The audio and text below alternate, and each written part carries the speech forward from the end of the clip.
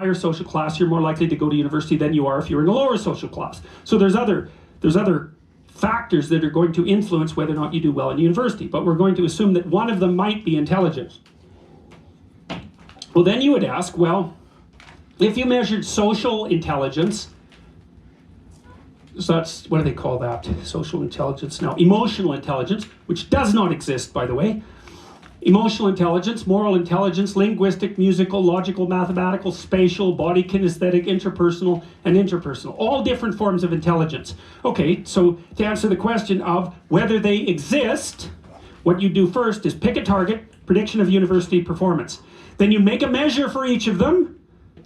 Then you test to see if the measure measured the same thing across multiple instances within the same person. That's a reliability test, because what the hell good is your ruler if it stretches when you use it? It has to measure the same thing multiple times.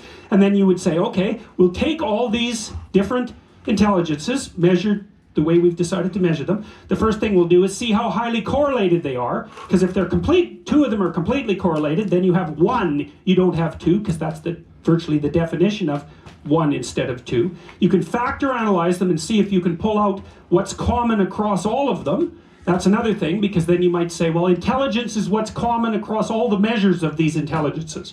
It's a proposition, it's not a fact. You have to decide if you're going to agree with it. But that, if you were going to do that, you'd use a factor analysis. You'd say, well, if someone was more likely to be musical, if they were also high in linguistic ability. And for the fact this is psychology, it's worth noting that in mathematics, some of the greatest proofs are done by abduction, and you generally take the premise, play it out, and see where you hit trouble. And that tends to solve your, well, it doesn't solve it, it tells you what you don't know, or what you can't know. And more likely to be logical and mathematically inclined if they had a high spatial ability, etc., then you'd be hypothesizing that there was one factor behind all of those manifestations that's somehow similar. And maybe there wouldn't be. And then you take all your measures and you put them in something like a multiple regression analysis, and you predict your target, university performance. And then maybe you'd say, well, wait a minute, let's not just use university performance. Let's use junior high performance, high school performance, university performance, and job success. And then let's say that the only things that predict success across all of those categories. Hi, this is Governor Ron DeSantis. In Florida, we're fighting back against Joe Biden's reckless border. And that are the same, we're going to define as intelligence. Well, that's basically how you end up with IQ. You could say that IQ is what's common across all possible sets of intelligence tests. Now, people are going to debate that, because you still have to define what constitutes a test. But the way the psychometricians have managed it, and have taken care of this, at least to some degree, is to say, well, we're not going to define everything that we measure as intelligence. So extroverted people are more socially fluent. Are we going to call that intelligence? No.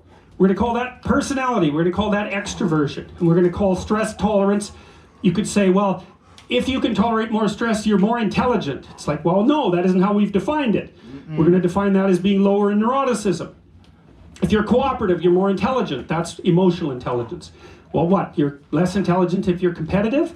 Well, no. So we've parsed that off to agreeableness. So then the question might be, is there anything left of these so-called intelligences once you control for personality and IQ? And the answer is no.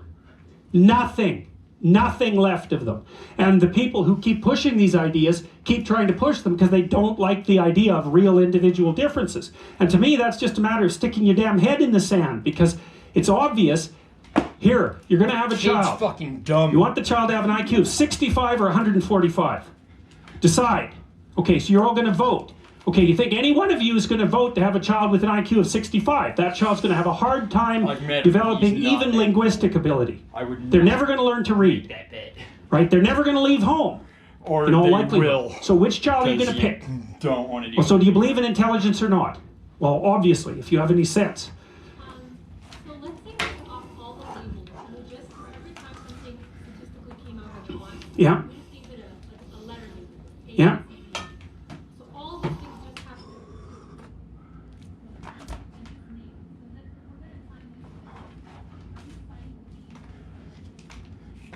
Okay, that's That's a good question. So look, here's one thing. So let's say this is actually what happened when people developed the Big Five. So I'm going to give a very large number of people every question, a huge set of questions that cover every element of their personality I can think of.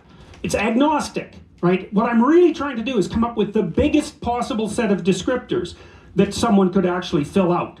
That's a limit, I can't give you 10,000 questions. That's just, so maybe I take a set of 10,000 questions and randomly select a few sets of 100. Right? Because then I would have represented the entire set. Then I give them to 1,000 people, agnostically. Then I do the factor analysis. Bang, 5 factors come out. And then the factor analysis tells me which questions load on each factor. And what the factor analysis is saying, here's 20 questions, and there's something about them that's the same. So then I read the questions, and I think, wow, those questions are referring to something the same. What is that? Well, then maybe I talk to 3 colleagues, and we think, well, that's something like sociability. Bang. We have a name. And then we could go see, now that we have a measure of sociability, we could go associate it with other measures of sociability. Like we might say, well, are people who score high on this measure of sociability more likely to go to parties? And the answer would be yes. Because what happens if you take 10,000 questions about personality and randomly select sets of 100 and give each of them to 1,000 people and do a factor analysis, the first factor is extroversion. And it's the factor in human personality that seems to pick up the biggest amount of variance. And so then we say, from a statistical perspective, extroversion is real. But we define real. Real means that if you use linguistic representation, randomly applied across large sets of people, and you factor analyze it, these come out as clumped together. Because you have to define